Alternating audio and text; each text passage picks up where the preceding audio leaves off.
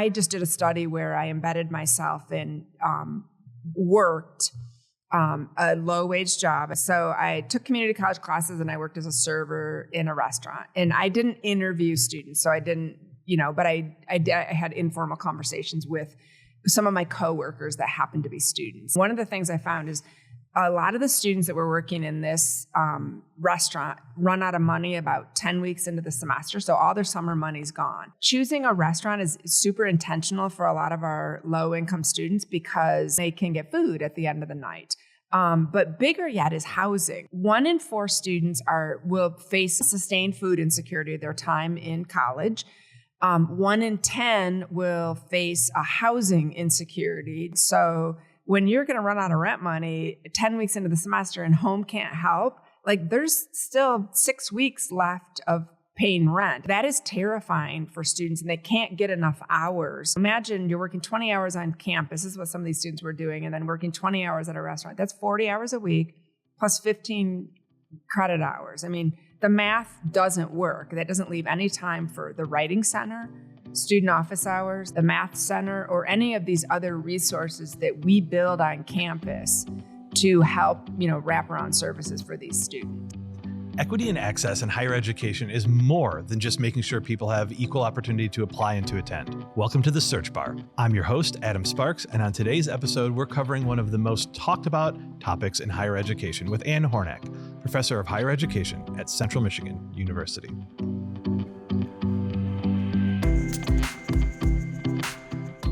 Well, hi, Anne. Hi, Adam. How are you? Thanks for coming in to talk with me today.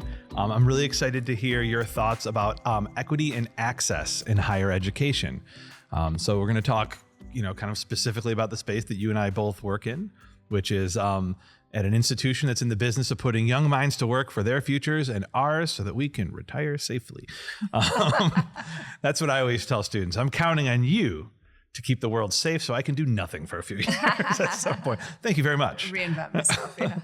And speaking of that, in order to do that, we need to make sure that we get as many people who want to into these higher education spaces to have these opportunities, but making them accessible and equitable can sometimes be a challenge for those of us who teach and administer in an institution like that. So tell us a little about that. How do you define equity when it comes to higher ed in context of these types of institutions? Yeah. So equity to me is creating opportunities for access.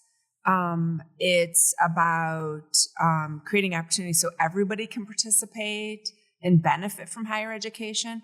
The really interesting thing about higher education is we still have to pay the bills, and we've had a little bit of movement that we kind of operate as a business. But think about it this way. Our business is close to 75% of our budget is people.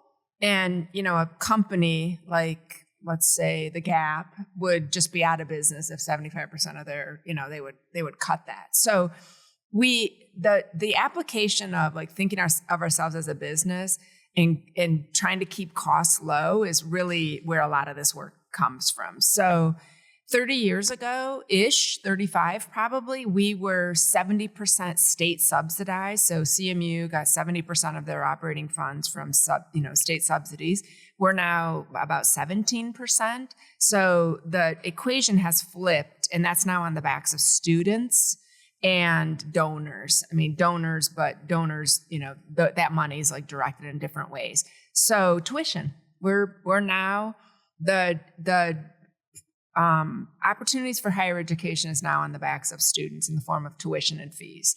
And that's how we've flipped it. So it's such an important topic because families don't to get your head around how much does it cost to educate my son or daughter is what we see in tuition and fees isn't really the cost of higher education. And it goes beyond just, cost. It's also about opportunities in higher education. But the cost piece to me has always been something that's kept me up at night is how do we have all these wonderful, amazing opportunities? And in this country, we have a narrative around, we're forever printing stuff about with a college degree, you're going to make this much more We know that, I mean, the lowest bar, I think, to be economically successful is a high school degree or GED in this country. Like, I don't think many people would argue with that. It's, what does it mean to be highly educated, and what does that access look like? So when I think about this, I think highly educated is not just a 4-year degree, but also skilled trades, certificate programs. So like something post high school that will get you into a workforce where you can be a contributing member of society. And those aren't always accessible. You brought up the cost, and I feel like there's kind of two types of barriers to accessibility when it comes to higher education, like you said, probably even trade programs. Again, we're just talking post-secondary kind of edification or skills mastery. Money is one of them, right? So like, to me, it's always, it's money, and then it's culture. And by culture, I mean like your family culture. Like, is there anyone who's granting me access with their knowledge of that institution or that trade or not? Or am I just kind of, and this is a very American thing, am I just kind of going, well, if I just put my head down and work really hard, then I'll just be successful. But like,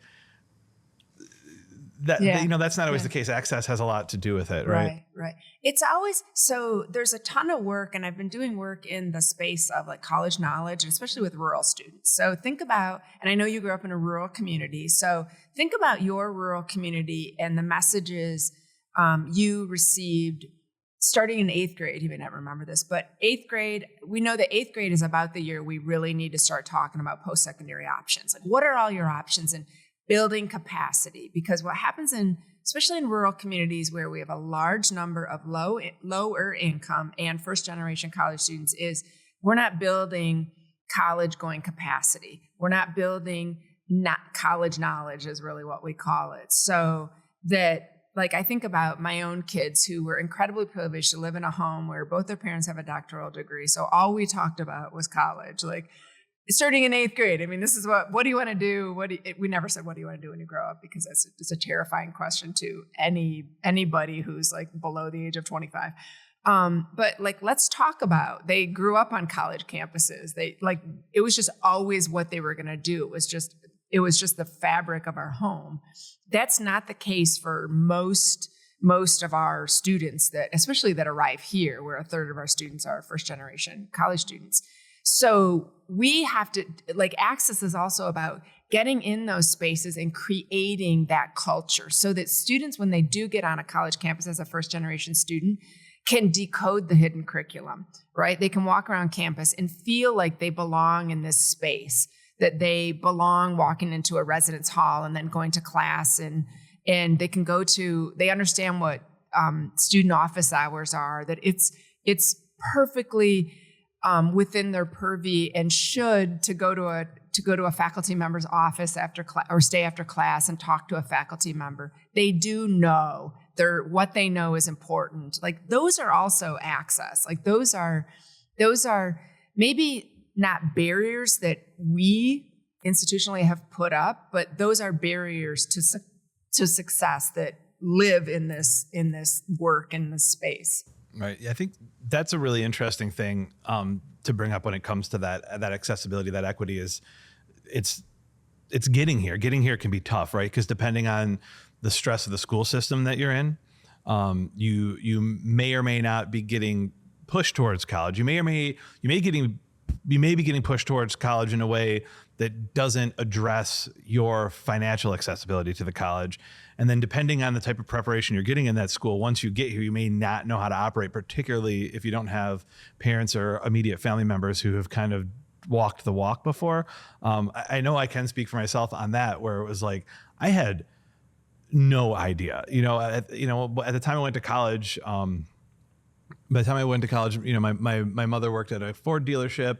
My father worked in the steel industry. He was a factory worker. I think by the time I was in college, I think he was in the purchasing department. But they didn't have a lot to offer me for that. And it was really working here in hindsight, because back when I went to college, nobody was talking about first generation students then. We've become aware of this thing, and I think students have benefited from it. What are the ways that students benefit? What are the things that those institutions do or can do to make sure that those students have hopefully the same level of access as their peers? Yeah. So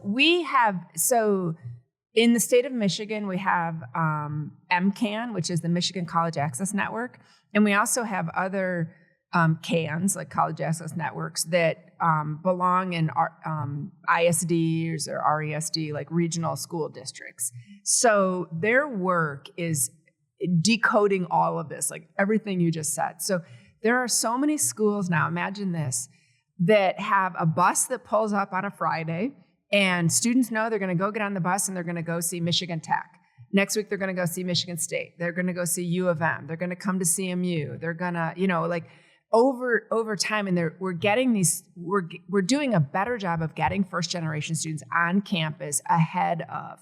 Now, I know COVID is lots of conversations, but COVID really put a huge wrinkle in this, and I think so many institutions then felt the ramifications of enrollment because students we had virtual tours, and it's just not the same. And we've seen like dips, and not just, at CMU, but dips in retention because of that, because they didn't have all the tools that they needed from their college recruitment and search process and admissions process to then be successful college students. So you asked, what are we doing on campus? Like, we're naming first generation. Like, we have a first generation collaborative on this campus. So we do social events, networking, ongoing wraparound support, knowing that, and our students, I think when we think about this from an equity perspective, it's not that all first generations need X and all first generations need, students need Y, but we tailor those to what do, some of it we have to say, first generation students aren't just a monolith. Like, they're not all the same, because a first generation student from an urban area or suburban area is really different than a first generation student from a rural area. Like, just the resources and, it's just different. But there's things that we can do, wraparound services that we can make inclusive and accessible to all that help the community. So we have a first generation collaborative that has ongoing programming time and time again. And then the other thing that we've done on this campus, which I think is really, really cool, is there's an opportunity for faculty and staff that are first generation to be identified in that way. So if a student's walking around and you have a pin on, and they see I'm a first generation student, that we celebrate that and say, oh my gosh, this is a connection, Adam. Like, tell me about your first generation, or, oh, I'm a first generation. I got this and I have no idea what it means. Like, what do I do here? I mean, those are super powerful of demystifying and making it, seem just really like being a first generation student is a badge of honor, and we're going to help you connect to all these resources and, overcome some of the perceived barriers. And maybe we don't have to classify them as at-risk students anymore. Right. I was thinking about some of those disparities for first generation students or just other marginalized students that might exist. And one of those things you mentioned was office hours. And I think it goes even a little further than that. Correct me if I'm wrong, but it's some of those more common things are just, how do I access a person who has a certain level of perceived authority? Because that's not the same depending on what kind of a school system you came out of. What are some of the other things that are disparate for students who don't have the same level of access? Yeah. The office hours one is really fascinating, that power. So think about it. A faculty member has a grade power over a student. So to go to a faculty member and say, hey, I'm really struggling with this paper, would a student actually know that I'm going to remember Adam came to me struggling with this paper? Like, what does that mean? Is there any retribution there? Sometimes that may be just such a barrier to overcome. But we also have a writing center on campus that is not affiliated with anybody in any position of power, like in a grade. So, I didn't know there was a writing center on campus. I can send my papers to a writing center and actually work with a consultant. Yes, it's part of your student fees that you can go do that. A statistics center, a math center, some of these help centers. Now, one of the things I'll say that I think that I've learned in all of my work is our lowest income students struggle to access those because they have to work. And because they have to work off campus, because we don't pay enough on campus and we limit hours. So we have 1 in 4 students will face a food insecurity during their time a sustained food insecurity their time in college. 1 in 10 will face a housing insecurity during their time in college. And I just did a study where I embedded myself and worked a low-wage job. I kind of wanted to mimic Barbara Einreich's nickel and dime work on Getting By in America. So I took community college classes and I worked as a server in a restaurant. And I didn't interview students, so I didn't, but I had informal conversations with some of my coworkers that happened to be students. And one of the things I found is a lot of the students that were working in this restaurant run out of money about 10 weeks into the semester. So all their summer money's gone. So I would ask, tell me about working in a restaurant. They had no idea what I was doing. I was kind of undercover. Choosing a restaurant is super intentional for a lot of our low income students and then they'll take shifts that, at least this was in my restaurant. I don't want to overgeneralize to all students that work in a restaurant, but because then they can get food at the end of the night. But bigger yet is housing. So when you're going to run out of rent money 10 weeks into the semester and home can't help, there's still 6 weeks left of paying rent. I mean, it's a month and a half, but that is terrifying for students, and they can't get enough hours.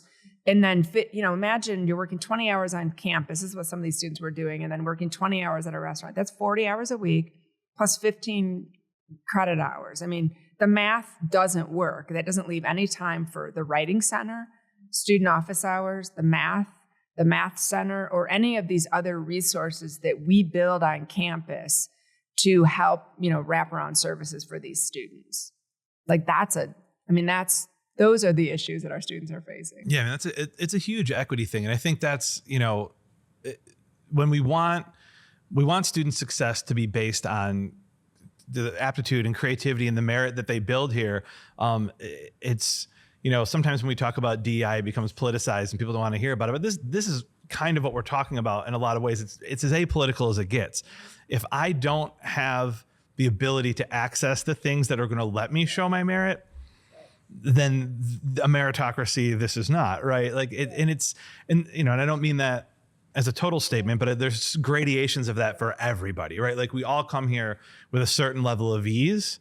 And even a student who comes here, who comes from they have wealthy students, they went to a private school, they're going to think there's going to be things here that they still have trouble accessing or understanding, for sure. But it's going to be made a lot easier because you're not worrying about feeding yourself or about housing yourself. In that sense, I have to imagine that tuition cost is also a massive factor when it comes to equity in education. How do you view that? Yeah. So I wish I could just yell this from every summit at the top of every building is we have to get every single student, regardless of the first time they said no, is to fill out the FAFSA.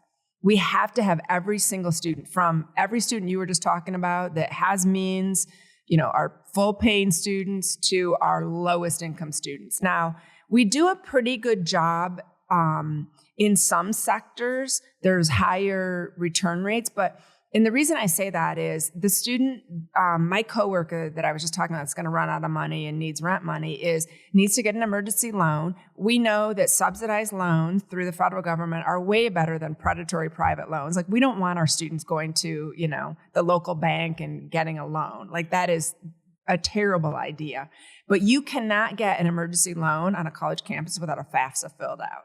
And it doesn't happen overnight. It's not an instant, it's not an instant thing. So that is the biggest, if I were to give any advice on what I learned from this study, is that is the simplest. It's so easy to do. We have to build that capacity.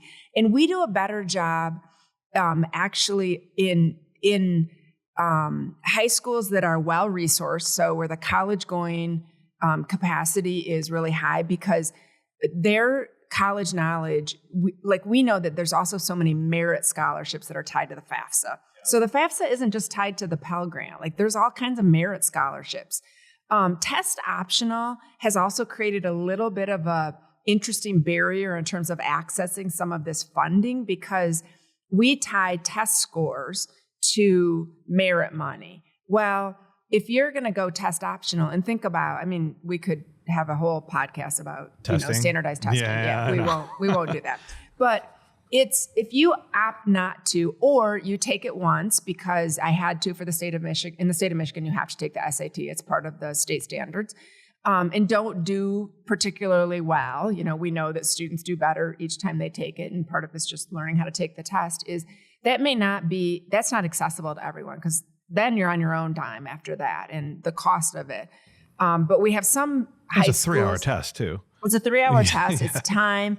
Some high schools are really well resourced in those, $100 manuals or access to, test prep sites.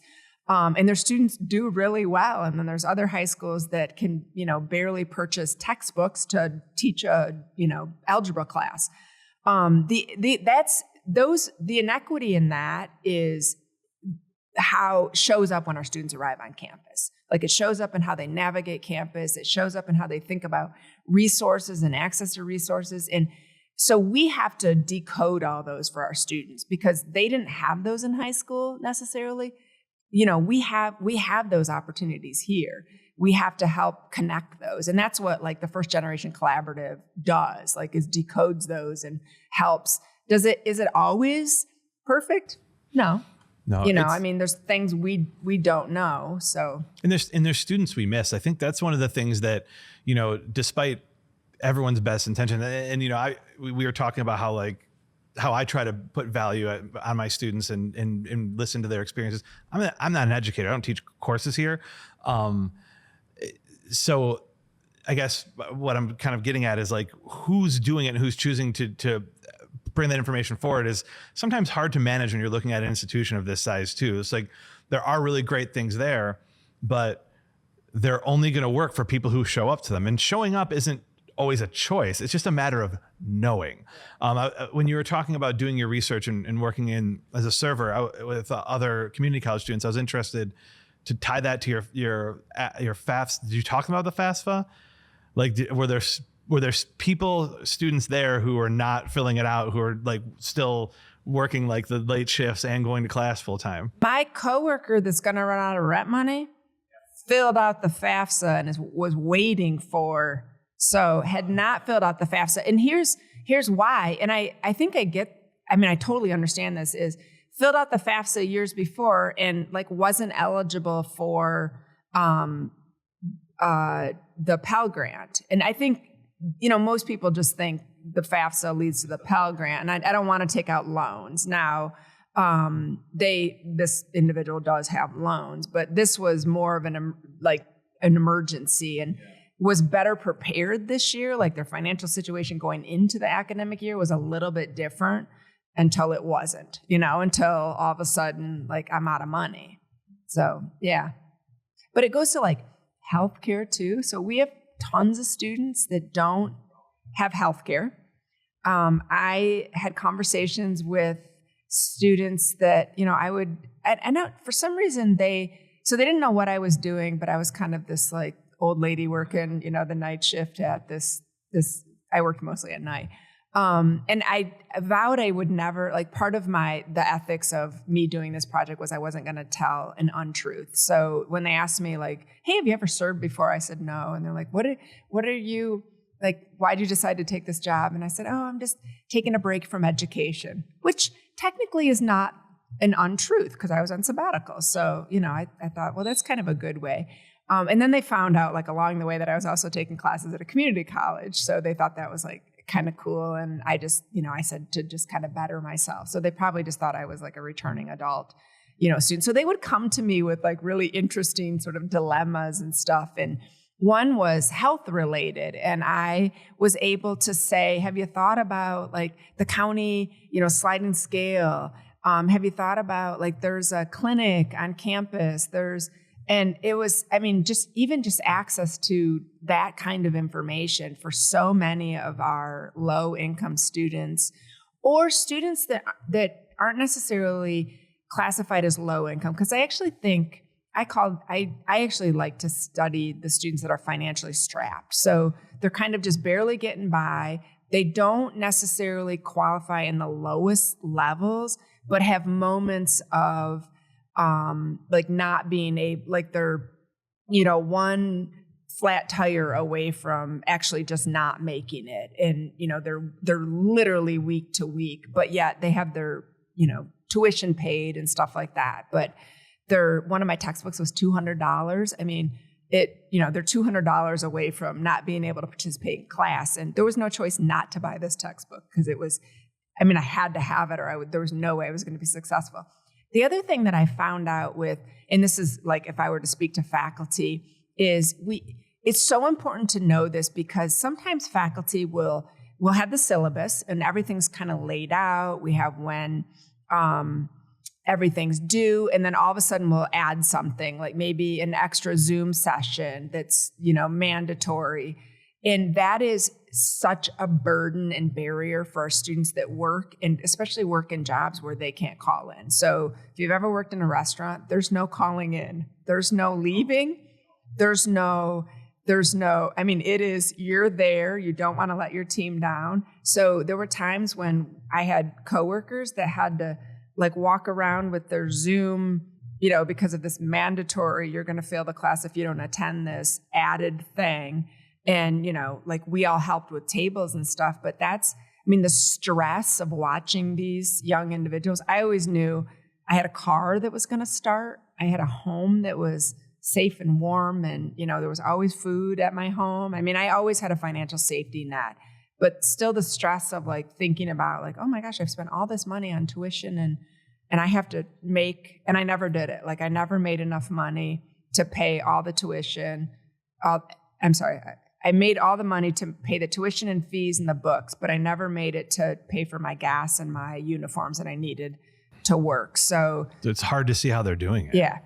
Yeah. What motivates these students to keep, because it seems so hard. That's the thing too, is like, again, wanting to get back to like how inequitable this can seem. Because if you're listening to this and you got through college, even if it was a little bit tough, but if you never had to stop, and I know from talking to folks here and in other universities, like there's students all the time that stop and you're just hoping maybe they come back because like, well, I'm just going to pause. But what keeps that student going? What's the motivation for them? What did you find? I think the motivation is that there's something else or something better. There's going to be an economic opportunity. Like I have to do this for that economic opportunity. And so many of the students that I met and, talked to day after day after day it was also about their families. Like this was a communal, this wasn't just about me going out and getting a big fancy job and, then being able to pay my own bills, but it was like lifting my family circumstances.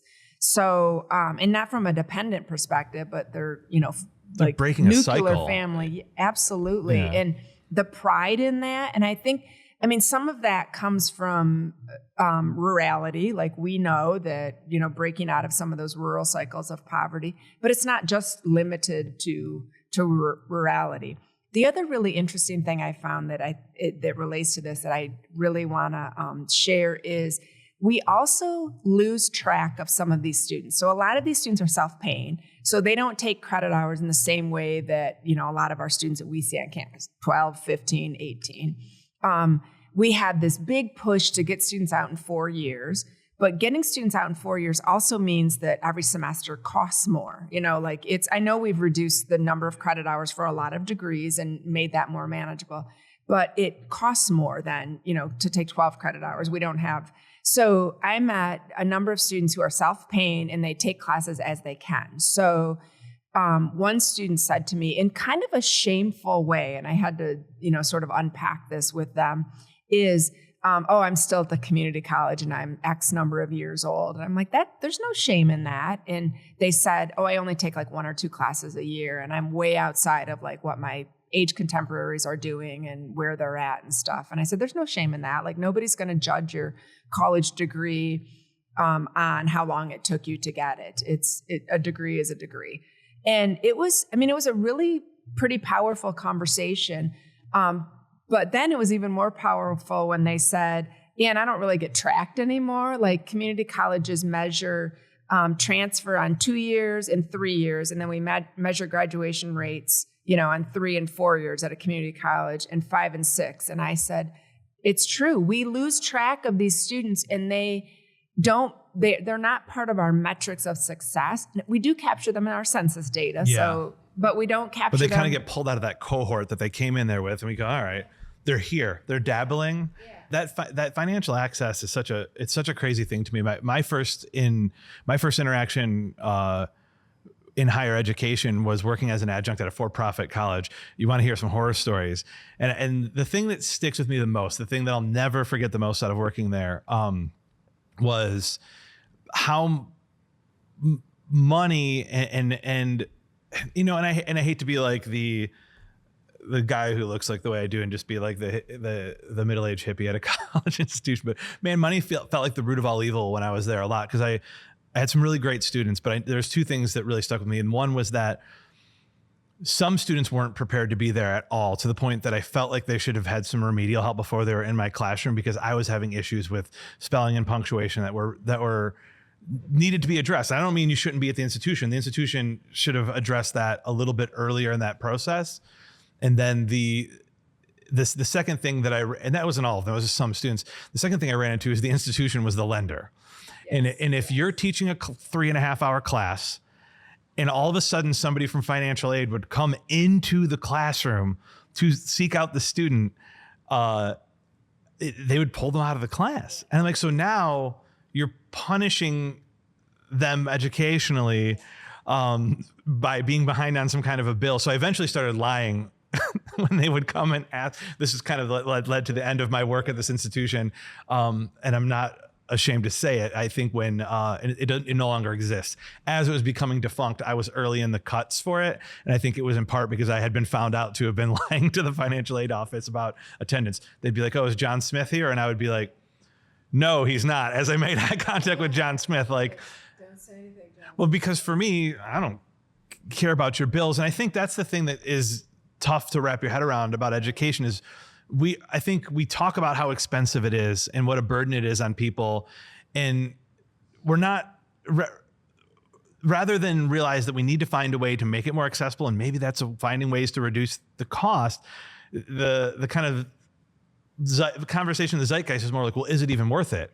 Yeah. Well, that doesn't mean don't go to college. It means, how do we make college cheaper? Because we do see that the outcomes can be tremendous, right? Yeah. And always tying it to monetary and economic, it can be problematic, because we know the other outcomes are, amazing as well. Like, more people voting, more, volunteerism, more engagement in communities, those sorts of things. The role of class on campus, though, is we do have to do a better job of helping students feel like they belong in terms of their class that they come in with. So there's some really, really great books that have been written about this, and the Hope in the Unseen is an amazing one about a student, Cedric, who goes to Brown and a full ride.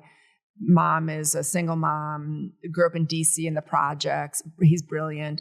And his experience at an Ivy League was horrible, because so imagine you go away for winter break, you come back and you're living with people who are talking about skiing and in Aspen. And he's like, oh, I went home and my mom works 4 jobs. And, I had to work too even though everything was paid for.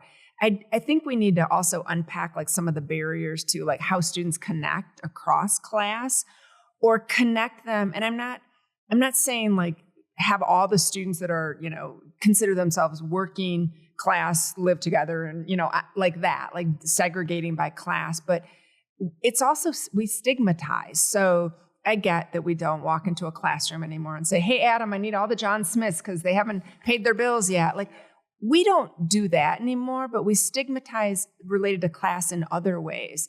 So I always tell this story because it was such a privilege, but it was also such a burden. My dad stepped on a landmine in Vietnam and lived.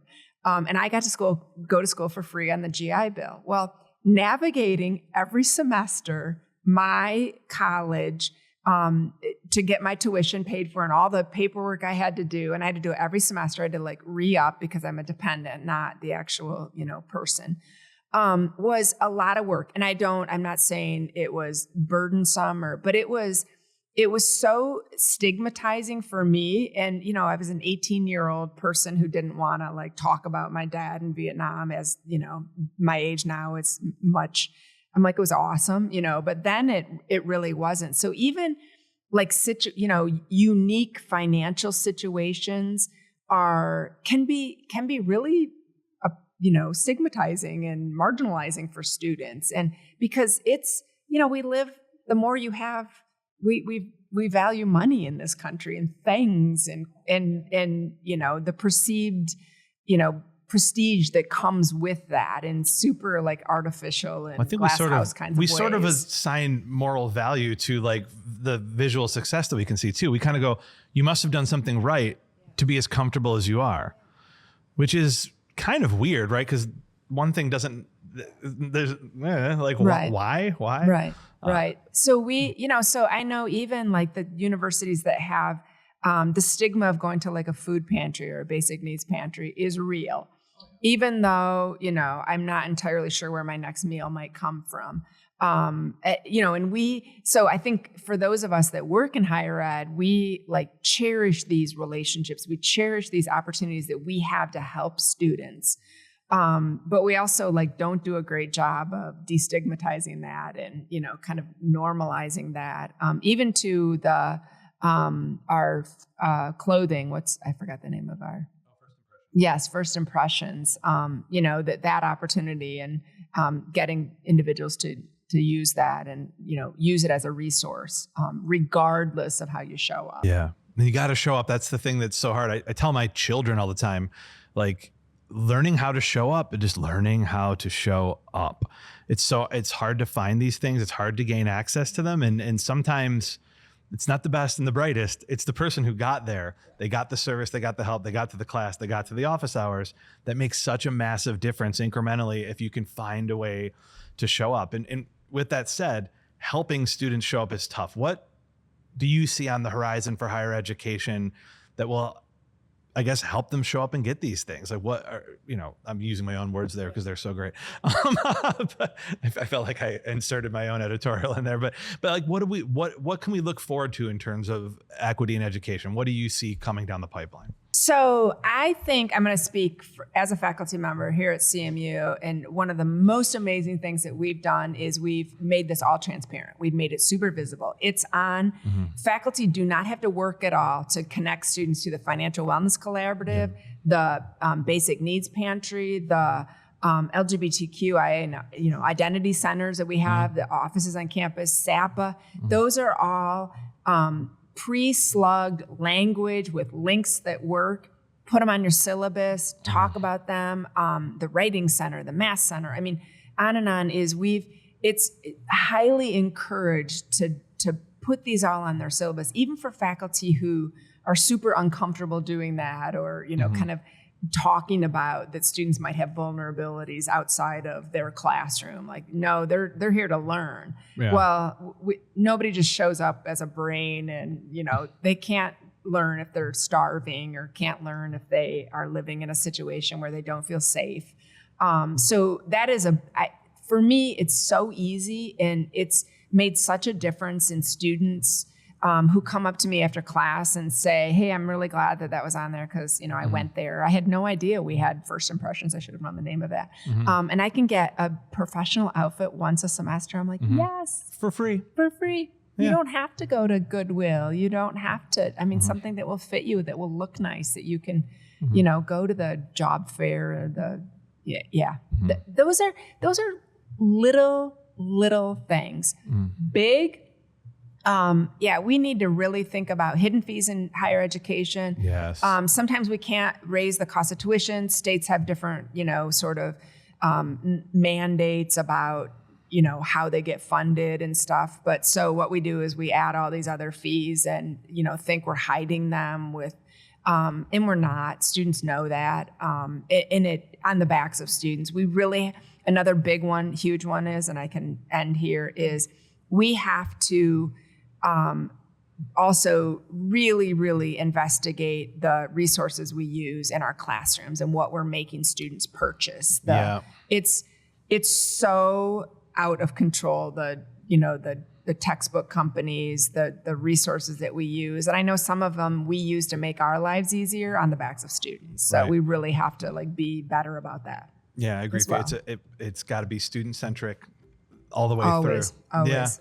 Yeah. I agree with you. I'm so glad that you took the time to talk to me. I feel like we could talk about this for another hour, but Aaron and Michael will kill us. Yes, they will. They're out. They're done. they'll Aaron's bury the body under the steam pipe right there. Thanks, Anne. I really enjoyed talking to you. So fun. Yes, that was great. Look, you still get to go to your 12:15 and be on time. Thanks for stopping by the search bar. Make sure that you like and subscribe so that you don't have to search for the next episode.